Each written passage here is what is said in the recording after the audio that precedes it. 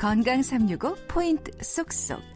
우리가 꼭 알아야 할 부분들을 정리해드립니다. 건강 365는 KBS 홈페이지와 유튜브 그리고 팟캐스트로도 서비스됩니다. 오늘은 간 경변증에 대해서 알아보고 있는데요. 연세대 강남세브란스병원 소화기내과 이현웅 교수와 함께하고 있습니다. 교수님, 사실 간 경변증 예방하려면 간염, 만성 B형 간염, C형 간염을 갖다가 잘 관리해야 한다 이런 얘기들 하던데요. 또 지방간도요. 이게 맞는 얘기입니까? 그렇습니다. 일단 간경변이 생기면 그 다음부터는 치료 방법이 상당히 어렵기 때문에 간경변증이 생기는 원인을 제거하는 것이 가장 중요하다고 하겠습니다. 따라서 바이러스가 원인이라면 B형, C형 간염 바이러스를 제거하는 것이 치료이고, 생활 습관이 잘못되어 있다면 금주를 해서 술을 피하고 지방을 피해서 지방간이 생기는 것을 막아야겠죠. 그런 의미에서 또 혈액검사도 중요하겠네요. 그렇습니다. 요즘에는 건강검진도 많이 하시고 건강에 관심이 많아지셔서 환자분들께서 간 수치가 조금만 높아도 병원에 내원하는데, 드물게는 간 수치가 조금 높은 것은 항상 괜찮다, 별거 아니다라고 생각하셔서 무시하고 있다가 간경화로 진행돼서 오시는 분들이 있어서 안타까움이 있죠. 그러면 사실 이 혈액검사에서 보는 그 내역들은 어떤 겁니까? 혈액검사에서 가장 중요한 것은 간세포가 깨지는지, 간세포가 깨지는 이유는 염증 반응에 의해서 깨지는 경우인데, 이때 간세포가 터져나가면서 나오는 물질들이 바로 효소, 간의 효소를 나타내는 AST, ALT라는 물질입니다. 그 수치가 높아졌을 때 이것은 정상적이지 않은 간세포의 손상이다, 이렇게 저희들이 판단을 하게 됩니다. 그러면 이제 간염이 있을 때 간세포가 손상이 되니까 이렇게 수치들이 올라갈 테고, 근데 이제 또 간 경변증이 좀 어느 정도 되면은 이런 것들도 정상처럼 보일 수 있지 않냐? 왜 다 망가지고 난 다음에는 이제 깨져서 나오는 게 없으니까요. 네, 맞습니다. 그래서 환자분들께서 간경화가 된 다음에 저희 병원에 내원하시면 저한테 꼭 묻는 질문이, 저는 간 수치가 항상 정상인데요, 이렇게 말씀하시는 분들이 생각보다 많습니다. 그런데 그런 분들을 보면 그 전에 이미 간 수치가 높았었는데 그걸 무시하고 지내다가 이미 간경화가 되고 난 다음에는 간이 딱딱해져서 간세포가 터지질 않습니다. 딱딱하기 때문에, 터지지 않기 때문에 간세포 수치가 높아져 있지 않습니다. 그래서 정상인 것처럼 보이는 것이지 사실은 정상이 아닌 것이죠. 그 간 경변증을 이제 최종 진단하려면 사실은 이제 간세포를 갖다가 직접 봐가지고 그게 굳어 있는 걸 봐야 될 텐데요. 그러려면은 진짜 조직 검사를 다 하나요? 몇 년 전만 해도 저희들이 환자분들을 간 경화를 감별하기 위해서 조직 검사를 하시도록 권유를 드렸는데요. 사실 최근 들어서는 조직 검사의 빈도가 많이 낮아졌습니다. 그러한 이유는 검진 방법의 발달 때문인데, 간 섬유화 스캔이라는 검사법을 이용해서 간이 얼마나 딱딱한지를 판단해서 조직 검사를 한다는 것은 간에 바늘이 들어가는 것인데, 이것은 굉장히 위험한 검사이기도 해서 요즘에는 간 섬유화 검사로 대체하고 있습니다. 간 섬유화 검사는 뭐 어떻게 뭘 보는 건가요? 네, 우리 초음파 보는 것이랑 거의 똑같다고 보시면 되겠습니다. 초음파의 장점은 방향성이 있어서 한 방향으로 들어간 다음에 반사돼서 돌아오는 것을 측정한다고 기억하시면 되겠습니다. 따라서 만약에 간이 딱딱하면 초음파가 간에 부딪혀서 돌아오는 속도가 굉장히 빠르다고 생각하시면 되겠습니다. 하지만 간이 부들부들하다면 초음파가 들어갔다가 돌아오는 속도가 천천히 오게 되겠죠. 그래서 간의 초음파의 속도가 빨라질수록 간은 딱딱하다고 보시면 되겠습니다. 그러면 또 하나 궁금한 거는, 이렇게 여러 가지 간 초음파를 하고 그 다음에 이런 거 했을 때 CT하고 MRI 찍는 경우도 있는지 궁금한데요. MRI를 찍는 경우는 상당히 드문 경우이고요.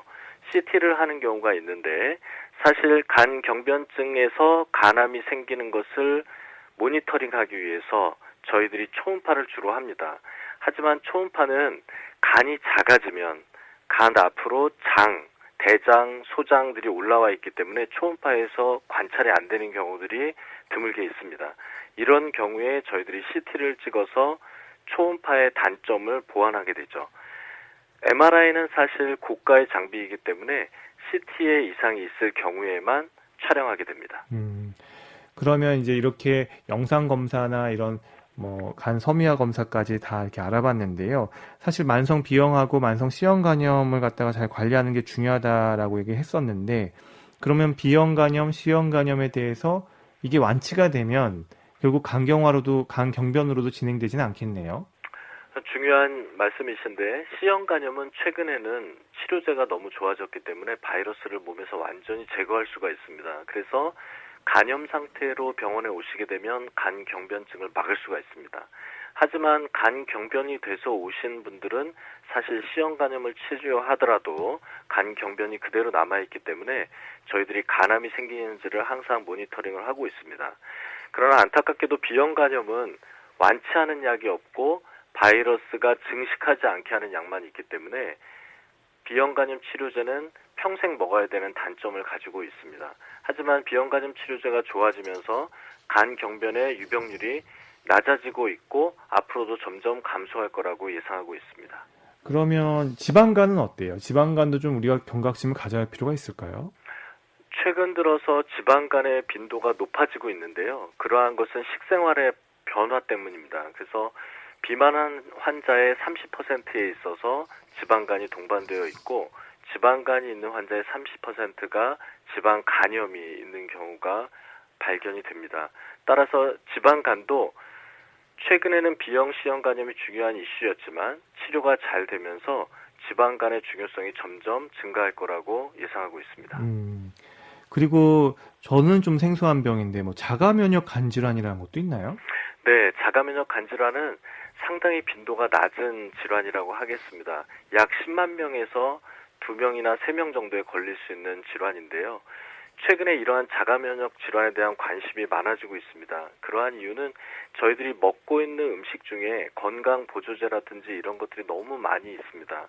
이러한 음식들을 잘못 먹었을 때 간세포에 어떤 염증 반응이 일어날 수 있습니다. 이런 염증 반응이 생기면 우리 몸의 면역세포가 정상적인 간세포라고 생각을 못하고 그 간세포를 공격하는 경우들이 생깁니다. 이것이 바로 자가면역 질환이라고 하겠습니다. 원래는 면역세포가 바이러스나 박테리아를 잡아야 되는데 간세포가 바이러스나 박테리아인 줄 알고 공격하게 되는 이러한 현상이 일어날 때 저희가 자가면역 질환이라고 얘기합니다.